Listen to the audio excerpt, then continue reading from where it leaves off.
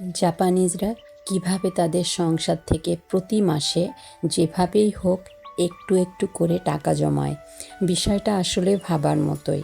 টাকা জমানো মানেই যে অনেক বড় অঙ্কের টাকা হতে হবে তা কিন্তু নয়। ছোট ছোট টাকা থেকেও অনেক দিন অনেক বড় টাকা হয়ে যায়। আর এটা আমি আমার নিজের জীবনে পরীক্ষিতভাবে দেখেছি, আলহামদুলিল্লাহ।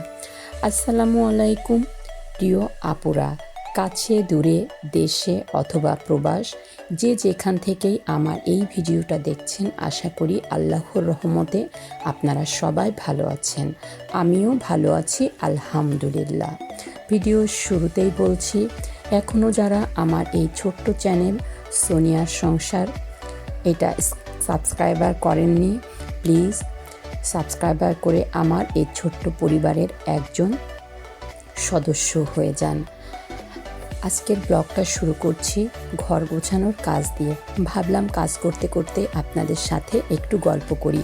আসলে আপুরা, আমরা অনেক সময় ভাবি যখন বেশি টাকা আয় হবে তখন সঞ্চয় করব, কিন্তু বাস্তবে দেখা যায় আয় বাড়ার সাথে সাথে খরচও বেড়ে যায়। কারণ প্রথমে আমরা যখন সংসার শুরু করি তখন মাত্র দুইজন, অথবা যদি কোনো সংসারে স্বামীর মা অথবা বাবা থাকেন বা ভাই বোন থাকে, সেখানে সংসারটা একটু ছোট হয়। সেই সাথে কিছুদিন পর বছর ঘুরতে না ঘুরতেই যখন নিজেদের সংসারেও বাচ্চা কাচ্চা হয়, তখন নিজেদের সংসারও অনেক বড় হয়ে যায়। এখানে উপস্থিত হয় দুইটা সংসারের অস্তিত্ব। তাই আর একটু পরে সঞ্চয় করব, আয় বেশি হলে সঞ্চয় করব। এই অভ্যাসটা শুরু থেকে করলেই একটু একটু করে যতটুকুই হাতে টাকা থাকুক না কেন, একদিন দেখবেন একটা বড় অঙ্কের টাকা হয়ে যাবে। আর এই বড় অঙ্কের সঞ্চয়টা দেখলে আপনার যেরকম মনে আনন্দ হবে, ঠিক এই ছোট ছোট অংশ থেকে একটা বড় অংশ যখন হবে, এটা দিয়ে আমরা অনেক বড় কিছু করে ফেলতে পারবো, আলহামদুলিল্লাহ, বা পারি। জাপানে অনেক পরিবার না পড়লেই চলে, বেশিরভাগই সবাই যারা মাসের শুরুতেই ঠিক করে রাখে, যত কমই হোক না কেন একটা নির্দিষ্ট টাকা আলাদা করে রাখবে। তাদের মানে জাপানিজদের কতগুলো খাম থাকে, তারা মাসের শুরুতে বা শেষে যখনই তাদের বেতন পাক না কেন, তারা কতগুলো খাম নিয়ে আলাদা আলাদা করে টাকা ভাগ করে রাখে।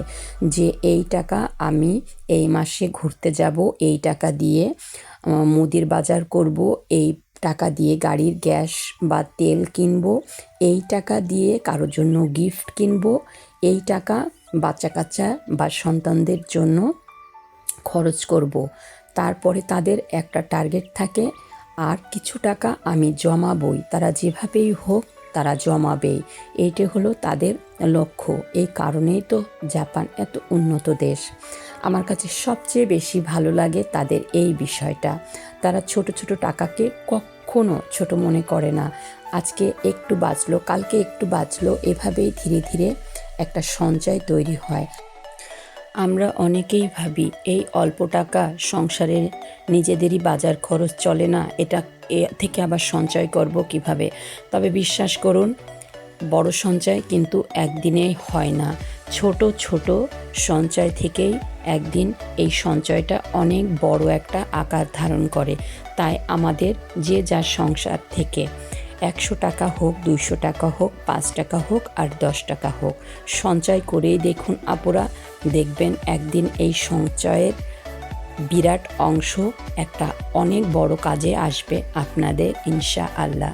তো যাই হোক, আমি কথা বলতে বলতে আমার ঘর গোছানোর অনেক দূর পর্যন্তই চলে এসেছি। আসলে সব কিছুই তো করতে হবে, কাজও করতে হবে, আপনাদের সাথে গল্পও করতে হবে। এইটা তো আমাদের আসলে ডেইলিকারি কাজ, এবং ব্লগ তৈরি করাও তো আমাদের ডেইলি দিনেরই লাইফ স্টাইল আপনাদের সাথে শেয়ার করা। তো এই যে আজকে ভাবছিলাম যে ঘরগুলো ঝাড়ু দিব।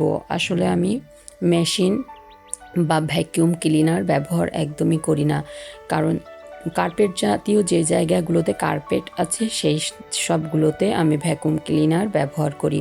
আর যেহেতু আমি বাসা চেঞ্জ করেছি, আমার পুরানো বাসায় আগের ভ্যাকুয়াম ক্লিনারটা ফেলে দিয়ে এসেছি, কারণ ওইটা একটু পুরানো হয়ে গিয়েছিল, ভালো পরিষ্কার হয় না। তো কী আর করা, চাইলেই তো আর এখন কিনতে পারছি না, তাই একটু কষ্ট করে কিছুদিন চলি, ওই যে কিছু টাকা সঞ্চয় করব, তারপর আরেকটা ভ্যাকুয়াম ক্লিনার কিনবো আলহামদুলিল্লাহ। তো আমার সমস্যা হচ্ছে না। আমি বাংলাদেশ থেকে আসার সময় যতবারই আসি একটা করে ঝাড়ু নিয়ে আসি, ফুলের ঝাড়ু। তো এই তো দেখলেনই আপনারা, আমি ফুলের ঝাড়ু দিয়ে খুব সুন্দর করে ঘরটা ঝাড়ু দিয়ে নিলাম। আসলে ফুলের ঝাড়ু দিয়ে ঝাড়ু দিতে আমার কিন্তু ভালোই লাগে, যেহেতু এখানের বাসাগুলো ফ্লোর আসলে টাইলস না, এগুলো কাঠের তৈরি, সেই কারণে টাইলসের মতো ঝাড়ু দিলেই খুব সুন্দরভাবে পরিষ্কার হয়ে যায়। আর আসলে ভ্যাকুয়াম ক্লিনারের আরও একটা সমস্যা আছে, এটা দিয়ে কোনাকুনি বা কোনা কর্নারগুলো বা ভিতরে বিভিন্ন জিনিসের নিচে সুন্দরভাবে পরিষ্কার করা যায় না, এটা উপর দিয়ে পরিষ্কার করা যায়। বিদেশিরা সাধারণত জাপানিজরা ঘরে কোনো ফার্নিচারই রাখে না, সেই কারণে তাদের জন্য ভ্যাকুয়াম ক্লিনার ঠিক আছে, কিন্তু আমাদের জন্য না। এই তো আমি ঘরটা ঝাড়ু দিয়ে এবার ওয়েট টিস্যু দিয়ে আমি ঘরটা মুছে ফেলছি। আমি আসলে পানি দিয়ে ঘর মুছি না, এই ওয়েট টিস্যু দিয়ে ঘর মুছলে এখানে কি বলে এটাকে, ঘরের পরিষ্কার বা জীবাণু ধ্বংসের জন্য, যেমন আমরা বাংলাদেশে স্যাভলন বা বিভিন্ন ক্লিনার টাইপের ঘর রিফ্রেশের জিনিস ঘর মোছার সময় বালতি পানির মধ্যে একটু করে দিয়ে দিই, ঠিক ওই সব টাইপের জিনিস বিভিন্ন ক্লিনার টাইপের বা জীবাণুমুক্ত টাইপের প্রোডাক্ট বা মেডিসিন এইসব ওয়েট টিস্যুর মধ্যে দেওয়া থাকে জীবাণু ধ্বংস করার জন্য। এই ওয়েট টিস্যু এই যে আমি সুন্দর করে স্ট্যান্ড আছে একটা, ওখানে আটকে নিয়ে সুন্দরভাবে ঘরটা মুছে ফেলছি। এত সুন্দরভাবে পরিষ্কার হয়, এভাবে করে মুছলে ঘর প্রতিদিন মোছা লাগে না। আমি তো 4-5 দিন পর বা সপ্তাহে একদিনই ঘর মুছি। শুনলে আসলে আপনারা অবাক হবেন। আসলে এখানে আমাদের দেশের মতো এত ধুলা আসে না, আবার কমও আসে না।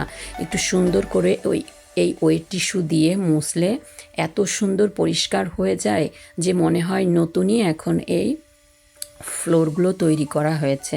তো যাই হোক, আমি সুন্দর এই কোনাকানার ভিতর থেকে ভালো করে ময়লাগুলো নিয়ে আসছি, নিয়ে এসে সুন্দর এই যে মুছে ফেলছি। এই শিটগুলো দিয়ে কিন্তু মুছতে ভালোই লাগে, কষ্টও হয় না, যেহেতু এই স্ট্যান্ডটা আছে, এই স্ট্যান্ডটা মুভ করা যায় এবং বড় ছোটও করা যায়। তো যাই হোক, আমি ঘরগুলো সুন্দর করে মুছে নিলাম। ঘর মোছা থাকলে আর ঘরের বিছানাটা পরিষ্কার থাকলে, বিছানার চাদর সুন্দর করে গুছানো থাকলে দিনের কাজের মনে হয় যে 80% কাজই সম্পন্ন হয়ে গিয়েছে। আসলে প্রতিদিন বিছানার চাদর আর এই ঘরটা পরিষ্কার, বিশেষ করে ফ্লোরটা যদি পরিষ্কার থাকে তাহলে নিজের মনের মধ্যেও শান্তি লাগে আলহামদুলিল্লাহ। আর হ্যাঁ, ভিডিও শেষের দিকে আমাদের মহিলাদের জন্য খুবই দরকারি একটা সুন্দর প্রোডাক্ট আপনাদেরকে দেখাবো, তাই শেষ পর্যন্ত অবশ্যই আমার সাথে থাকবেন। আমার সাথে থাকার অনুরোধ রইল। আর এখনও যারা আমার এই চ্যানেলটা সাবস্ক্রাইব করেননি, প্লিজ আপুরা একটু সাবস্ক্রাইব করে আমার পাশে থাকবেন, কারণ আপনাদের একটু সাবস্ক্রাইব, একটু কমেন্ট আমাকে নতুন নতুন ভিডিও বানানোর উৎসাহ যোগায়। তো যাই হোক, এই তো আমার ঘর গোছানোর কাজ একেবারেই শেষ হয়ে গিয়েছে, কারণ আজকে শুধু ঘরটা ঝাড়ু দিয়েছিলাম আর এই মুছেছিলাম। যেহেতু আমার এই বাসাটা অনেক বড় আগের বাসার তুলনায়, সেজন্য প্রতিদিন চাইলেও আমি একই কাজ বারে বারে করতে পারি না, এক এক দিন এক একটা কাজ করতে হয়। অনেক আপুরা আমাকে জিজ্ঞাসা করেন, আপু অরিজিনাল কোলাজেন কোনটা নেব? যদি অরিজিনাল জাপানিজ কোলাজেন নিতে চান তাহলে অবশ্যই ডিএইচসি কোলাজেন নিতে পারেন। ডিএইচসি জাপানের অন্যতম জনপ্রিয় কোলাজেনের ব্র্যান্ড। প্রতিদিনের ডোজে রয়েছে 250 mg মেরিন কোলাজেন পেপটাইড। বাজারে অনেক ধরনের কোলাজেন রয়েছে, তবে এই কোলাজেন সবচেয়ে ভালো কোলাজেন, মানে এটা সম্পূর্ণ মাছের তৈরি, যা আমাদের জন্য একেবারে নিশ্চিত বলা যায়। কারণ বেশিরভাগ কোলাজেনে বিভিন্ন টাইপের হারাম দ্রব্য দিয়ে তৈরি হয়, যা আমাদের জন্য একটু ঝুঁকিও আছে। তবে এটা 100% মেরিন কোলাজেন। আমিও এটা নিয়মিত ব্যবহার করি এবং উপকার পেয়েছি। আমি আসলে কোনো কিছু নিজে ব্যবহার না করে কখনোই তার রিভিউ বা সেই প্রোডাক্ট নিয়ে আপনাদের সামনে আসি না। এটা নিয়মিত ব্যবহার করলে ত্বকের আর্দ্রতা ধরে রাখতে, স্কিনকে আরও সফট, স্মুথ এবং ন্যাচারাল গ্লোয়িং রাখতে সহায়তা করে। পাশাপাশি ত্বকের স্বাভাবিক ইলাস্টিসিটি বজায় রাখে এবং চুল ও নখও স্বাভাবিক যত্নের চেয়ে অনেক অংশে আরও বেশি সুন্দর হয়ে যায় যত্ন ছাড়াই। এটি ব্যবহার করেন অনেকেই। আমি জাপান থেকে অরিজিনাল প্রোডাক্ট নিয়ে কাজ করছি এবং সারা বাংলাদেশে ডেলিভারি দিয়ে থাকি, তাই নিশ্চিন্তে অর্ডার করতে পারেন। অর্ডার করতে বা প্রোডাক্ট সম্পর্কে বিস্তারিত আরও জানতে আমার হোয়াটসঅ্যাপে নক করুন, স্ক্রিনে দেওয়া এই নাম্বারে যোগাযোগ করুন। সেই পর্যন্ত ভালো থাকবেন। আজ আর নয়, আবার একটা নতুন ভিডিও নিয়ে হাজির হব। আল্লাহ হাফেজ।